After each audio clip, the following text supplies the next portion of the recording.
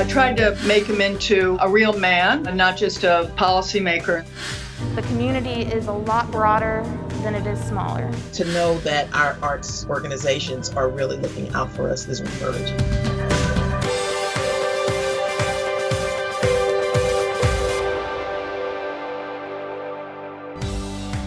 Today on Spotlight, why fostering community power starts with young children. Plus, a book about President Eisenhower written by his granddaughter. And then an exhibit exploring how artists have processed 2020. But first, drawing with Edo Rosenblith, how he creates his unique style. It's Sunday and you're watching Spotlight. Sort of the basis of my artwork boils down to drawing. And then from that, it sort of branches out into painting, and then I do a lot of murals and also printmaking and bookmaking as well, but it's all kind of based in drawing. My work is sort of all based around kind of utilizing like a kind of cartoon vernacular images. That's sort of like the defining trope that kind of connects all my artwork together. I find that they're interesting to kind of use those images because they have an ability to create imagery that connects with the viewer instantly because they recognize that, but it's not based in reality. You're still able to invent a lot, so you kind of have the best of both worlds, I guess. So I have a wall back there that's like a wall of like most of the artists I like the most. Probably my favorite artist ever is Gustin. He was someone who utilized sort of cartoon imagery within his painting practice. Once I saw the kinds of things he was able to achieve with his paintings, I thought, oh wow, that's something that I could take away from and do with my work. So he's probably my biggest influence. I graduated from RISD in 2011. I ended up moving back to St. Louis. I was working like 3 jobs and, didn't have a studio, and I was trying to figure out a way to force myself to keep making art.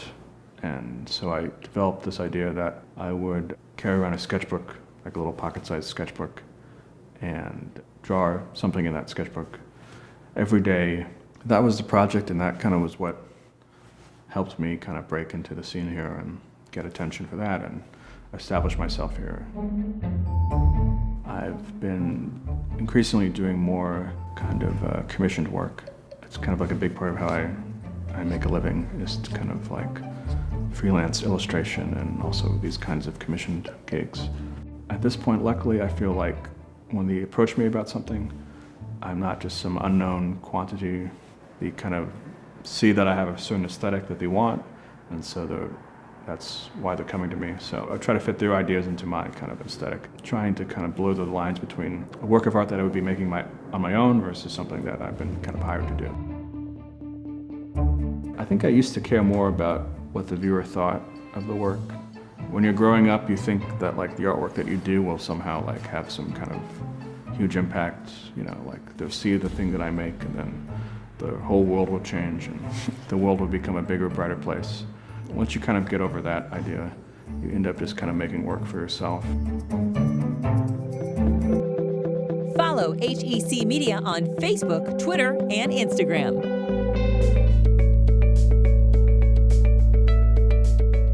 WePower is a systems change organization. But just what does that mean? One of the core beliefs of WePower is that we believe power is a human right. We think everybody should have access to power so that we can design, I think, a more beautiful and equitable tomorrow for everyone throughout the St. Louis region. We look at health, justice, economic mobility, and education in the St. Louis region, and we say the systems here seem like they could be designed better, especially for those most impacted by racism and poverty. One of the ways WePower hopes to foster community power is by focusing on early childhood education. If we care about human dignity and we want to benefit society in a multitude of ways, then investing in quality early childhood education is a necessity.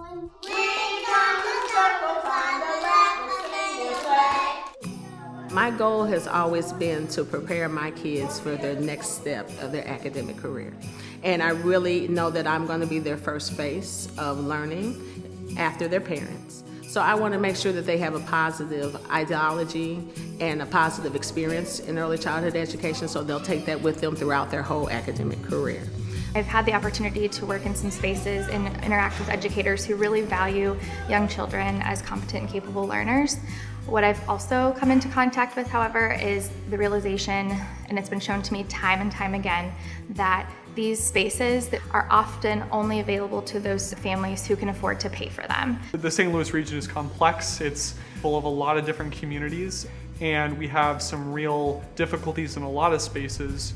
And investing in early childhood education is going to allow us to move the needle in a lot of different areas to advance human dignity across our region and across our state. But there's also considerable economic benefits as well. When you put money into early childhood education, particularly those who are the most at risk, you see a 13% return in investment for the rest of society and for those who are actually going through the quality education process. That's much better than people usually get in a mutual fund in the stock market.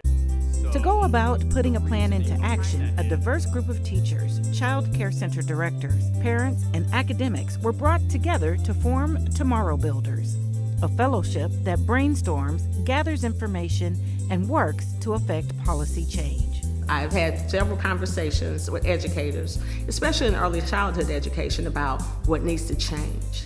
And to be a part of an actual group that's trying to make real change, it was really a dream. That is why I joined the Tomorrow Builders. I like what we're about. I like us talking about reimagining what our world would be like if we put more into our children. The work that the Tomorrow Builders that we're trying to do here is to kind of increase access and opportunities for those families so they don't have to make the decision, okay, do I pay for childcare or do I buy food for my family this week? Studies have shown that from birth to 5 years old, children are like a sponge. This is when they're learning. This is when they're exploring the world. They're setting the temperament, the social and emotional being of the individuals that they're going to be.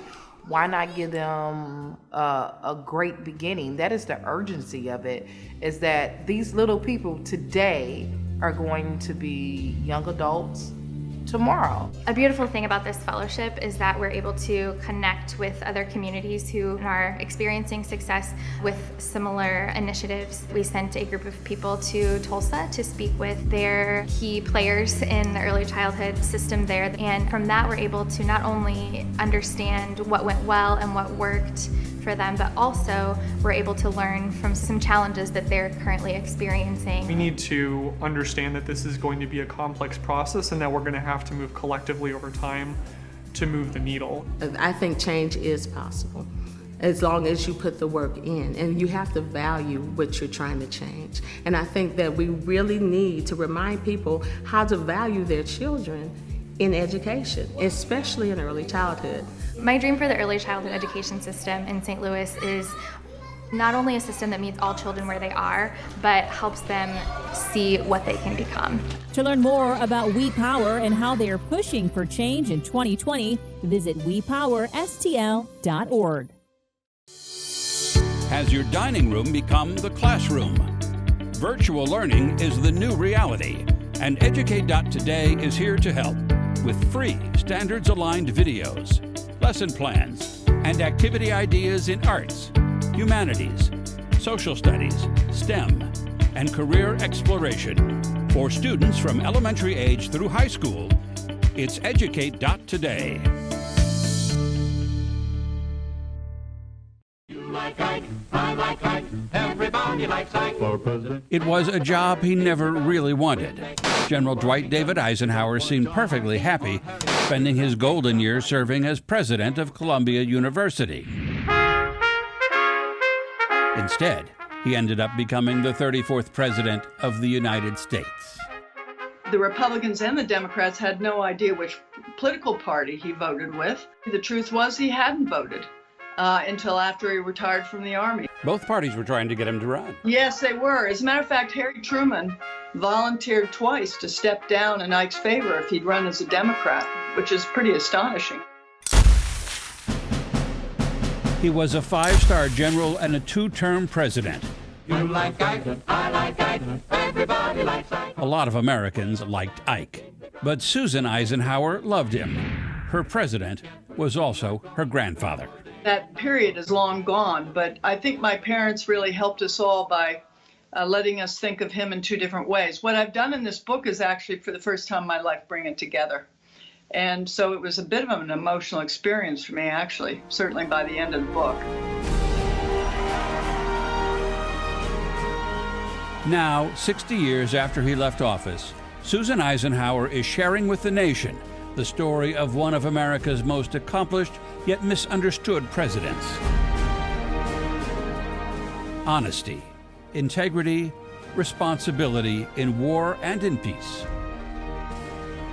I have to ask, why after 60 years did you decide to write this book? Why wait so long? Because obviously so many books have been written about his administration in the interim. Did you feel that you had something else you wanted to offer nobody else did? Well, I think there are 2 things. I thought I had something to offer, which is a glimpse into the way Ike thought about things. Maybe that's a little presumptuous of me, but as I did the research, I was so surprised to see so many things that align with the way I was raised. And so I thought when scholars hit a brick wall and couldn't figure out why he did that, often I'd say, oh, I know. It used to be like this in our family, right? So I thought I'd add some of that, tried to make him into a real man, not just a policymaker and the rest of it. And then finally, I thought, because this book is dedicated to my strategy and leadership students at Gettysburg College, I wanted to make sure that rising generations know that we once had a very different kind of leadership in our country, and that they should expect more. They should expect more about everybody who goes into public life, and that this book is really about a different way of viewing maybe many of the same problems we have today. And I suppose one of the advantages you had over those other biographers is that you had access to some family papers, diaries, letters, and things that they would not have had access to. Well, it's ironic that of all people, I'm a foreign policy expert. I'd say national security is probably a better way to describe it. But I ended up being the only person who ever wrote a book about Mamie Eisenhower, and now a book about Dwight Eisenhower. So I left a lot of the really intimate family stuff for my first book called Mrs. Ike.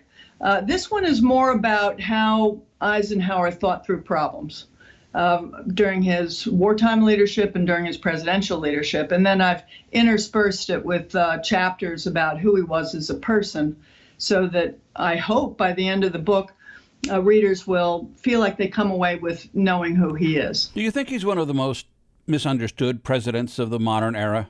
I think a lot of people probably, and I suppose I'm as guilty as the next person, think of that as just sort of a quiet, peaceful time, played a lot of golf, not much was going on.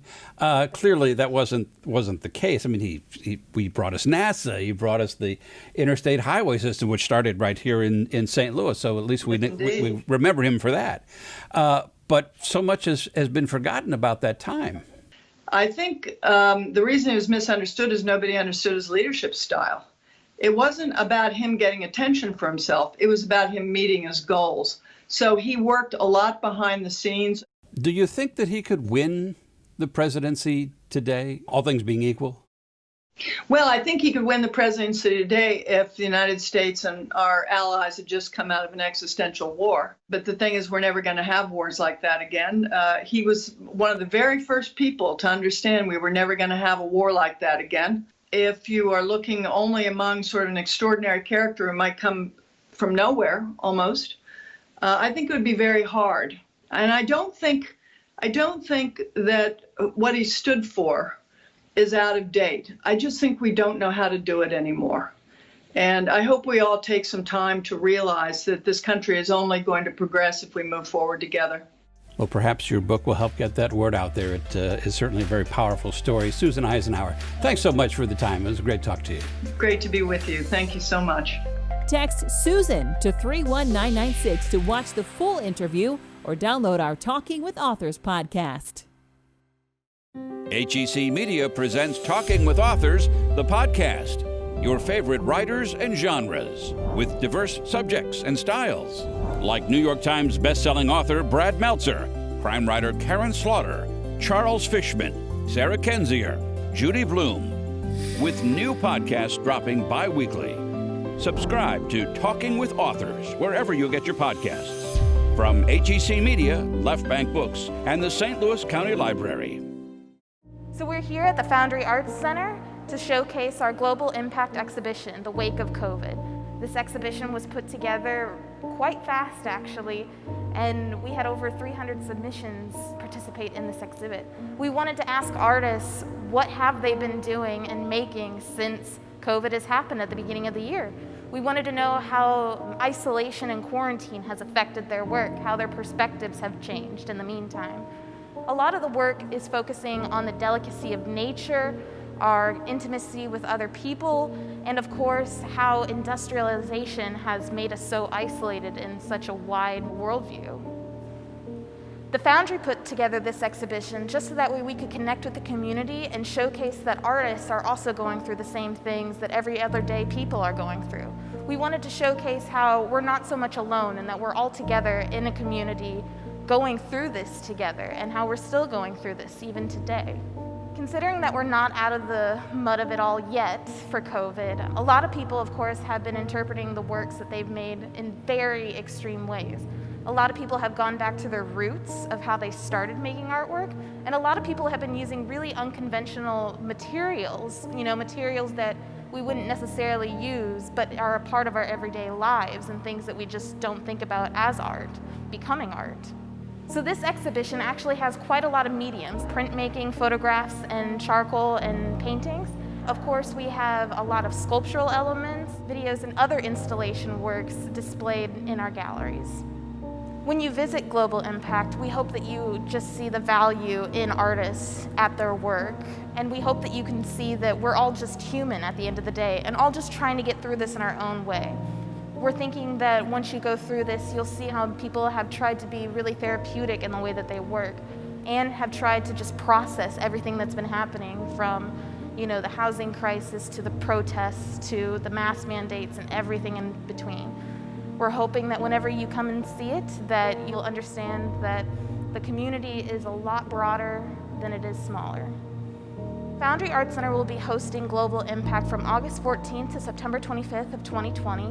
While it is up, we are having a mask mandate and holding hand sanitizer at every doorway and making sure that we keep the spread of COVID-19 down as much as possible.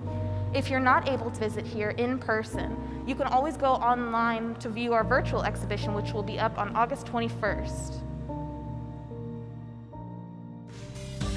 Arts United STL later on Spotlight. In the Amazon rainforest of southeastern Peru, Gideon Erkenswick and his team are collecting biological samples from wildlife populations of bats and primates. Regularly collect samples, blood tissue, buccal swabs, nasal swabs, and then release animals. Erkenswick is part of the Division of Infectious Diseases at Washington University School of Medicine in St. Louis. He's also co-founder and director of Field Projects International, a research and conservation nonprofit. Portable sequencing technology is used to screen for disease-causing viruses associated with the movement of wildlife or wildlife products.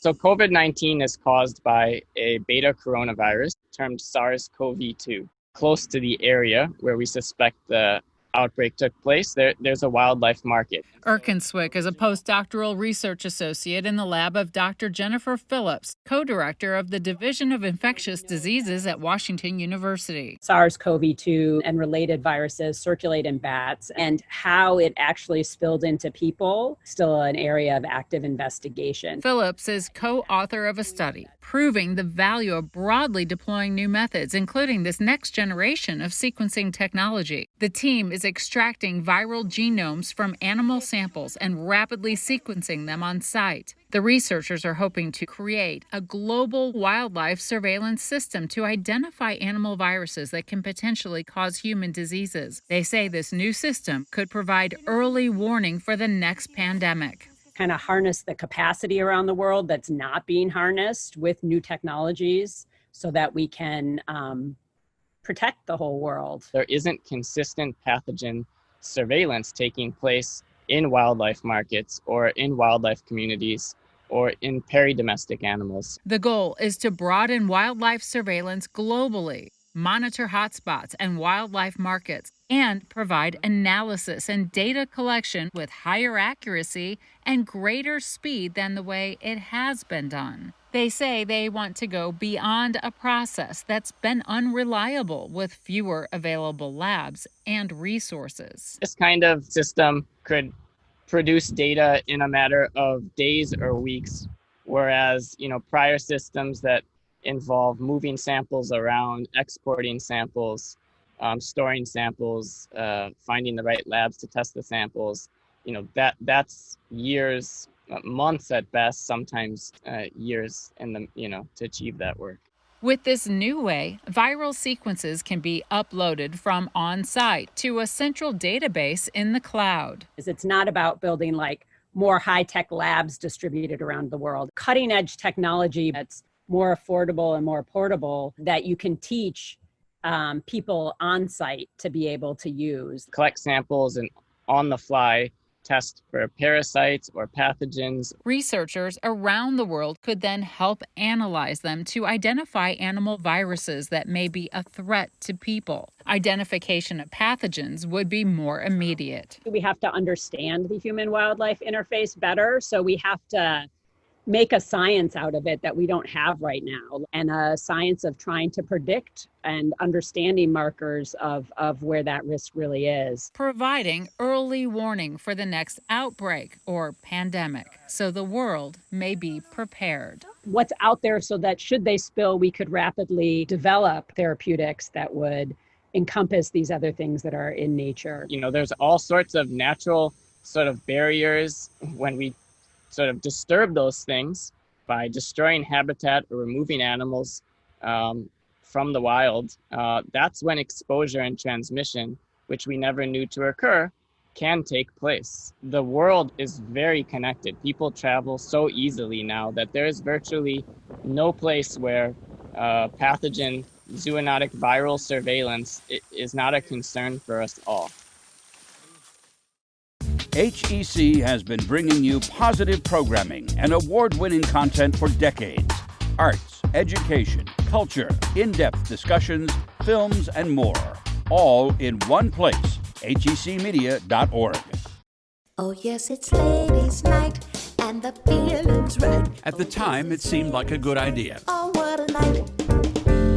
In 2019, Anita Jackson began singing for her supper full-time. Oh, what a night.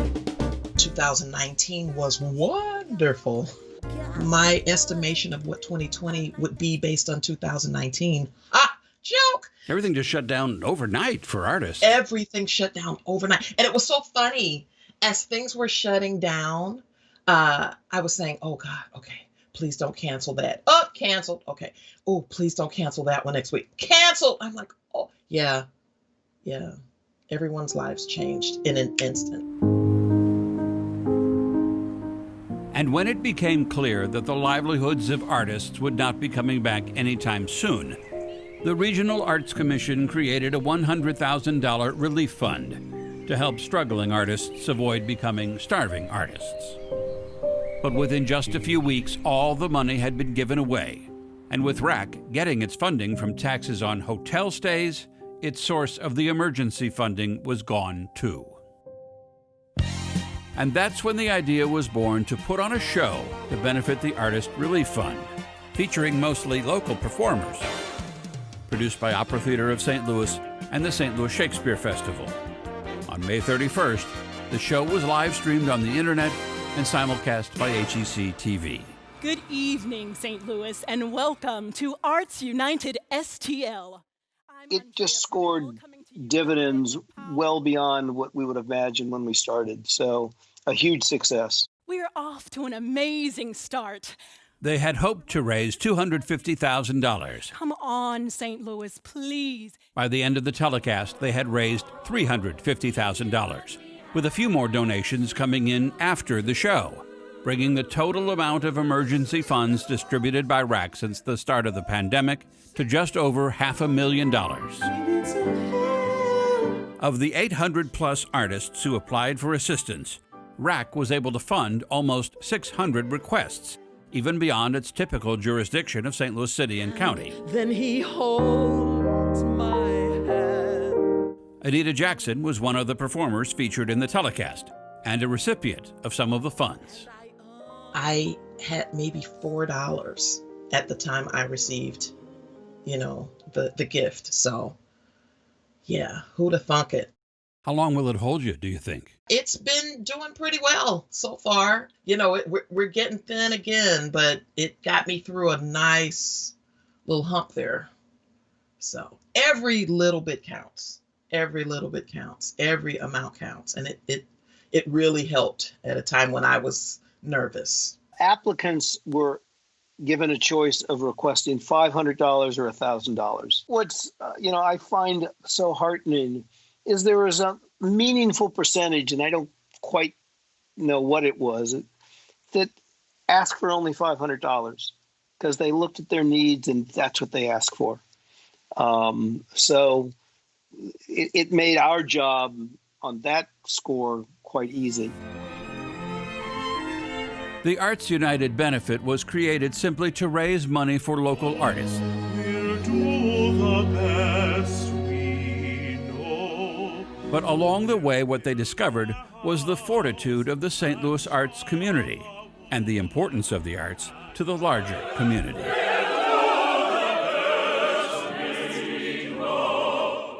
It's a very adaptive and resilient group. Their purpose of creating is not going to be dampened by any pandemic. What did I do? And so as we get to a place where there's more opportunity, I think we will see them flourish. It just may look different. They may be put together differently. And we'll just have to see.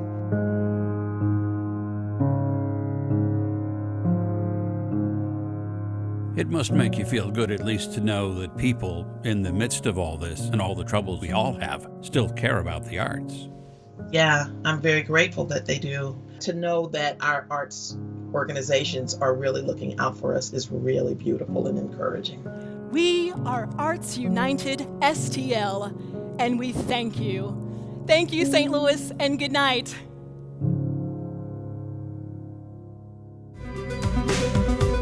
Next week, where you can see the most breathtaking landscapes and new technology helping racehorses. Thanks for watching Spotlight. We'll be back next Sunday at 9:30 a.m. on KPLR 11.